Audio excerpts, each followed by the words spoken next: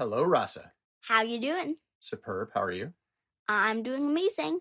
Are you ready to know everything? Fill my brain with factual information. Oh, yeah. Let's do it.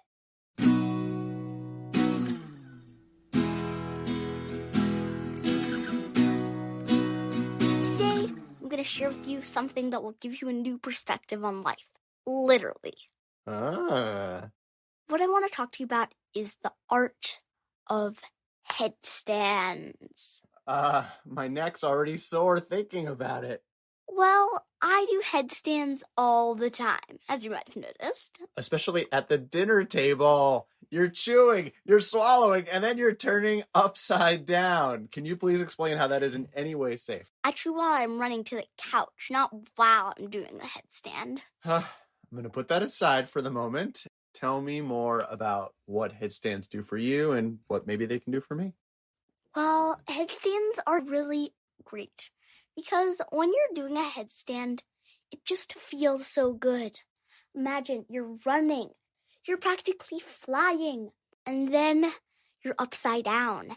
Sounds a little like being hit by a car, but I guess in a good way. Yeah. And once you're there, you get to see all these things that you didn't notice. Hey, that's where the cats have been keeping all the arugula they stole. Hey, it's almost pretty the way the carpet fringe goes out like that. Hey, I didn't know Dad had those shoes. Okay, it's mind expanding. Is it also safe? Yes, it is, because the thing that you sometimes say is, how is this safe? You're gonna break your neck someday. But there's two things. One, as I've told you, I do headstands on the couch. So actually, that gives my neck some support. And also, when you're doing regular headstands on the ground, the thing you'll notice is, your head is on the ground. You know that. But it's not all on your head. Your arms are still supporting you and your head, even though your head's on the ground. I remember now, I have gone to yoga classes where the teacher told us and even led us in a very slow, very supported way that had nothing to do with eating dinner, how to stand on our heads. And she said it's good to get off your feet sometimes, and it's good to get blood to your head. But it still seems unnatural to me. We're built to be right side up, right? Well, yeah, but that doesn't mean we shouldn't go upside down sometimes. You can make the same argument about so many things. If it's good for us to get rest every night, why weren't we born sideways? If it's good to know how to read, which both of us love to do, why weren't we born reading books? I guess it's true. You can hold your breath and go underwater. We obviously take breaks to eat. There are things that we do sometimes, but not all the time, that are fun and can be good for us too. Exactly. Wait just 1 second. Oof. Okay, I am now upside down, and it is wonderful. You're smiling so big, but it's all backwards, so your eyes look like your mouth, and your mouth makes you look like a cyclops. It's very relaxing. Just sitting, headstanding, and trying not to kick the chandelier.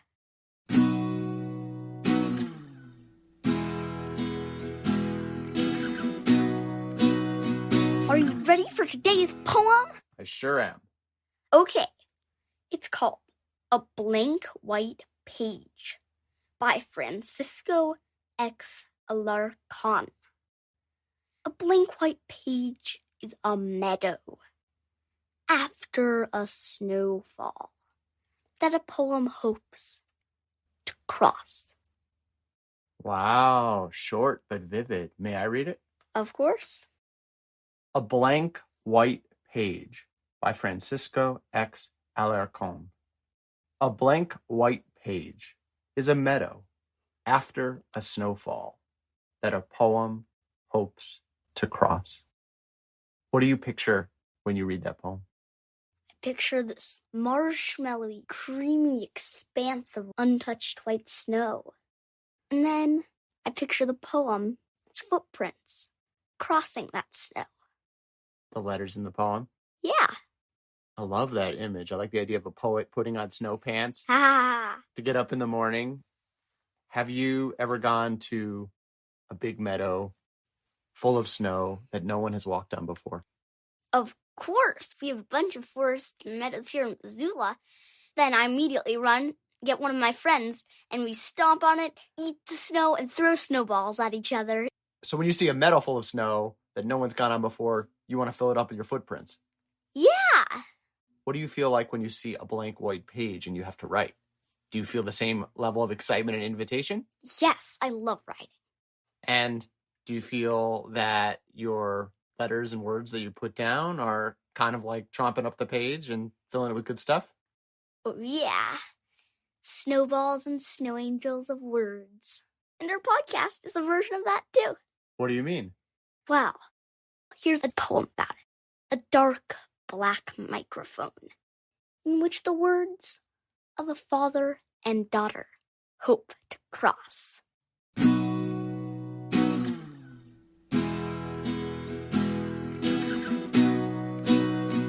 Last segment of the show. Do you have a vexing question for me? I sure do. You and me and Mom last weekend watched a movie from the country of India, an Indian movie called Lagan. And it was a sports movie, a romance movie, a historical movie. It was exciting. It was dramatic. It was awesome. Highly recommended, everyone, right? Yes! And there were 5 or 6 songs and dances that interrupted the movie. And they were wonderful, too. Ha! And I know we have musicals, and those seem to be separate in our movie tradition from comedies and dramas and sports and history movies.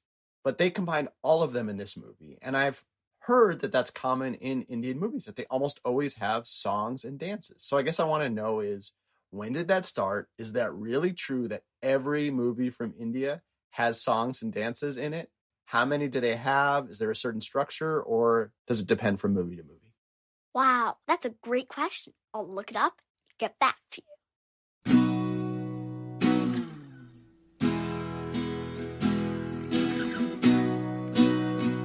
I'm back, and I've got the answer to your vexing question. The movies you were talking about are called Bollywood movies, like Hollywood, but with a B. And there's so much cool stuff about them. Bollywood songs are called indie pop, and the dances are called film dances. Makes sense, right? Yeah, indie pop, film dances. Most Bollywood movies have dancing, but some do not. There's even Bollywood movies that are horror or fantasy. And those don't have songs and dances in the middle? No, they don't. There is no requirement. There's Bollywood movies with as little as 3 songs, and the record number is 70. 70 songs and dances?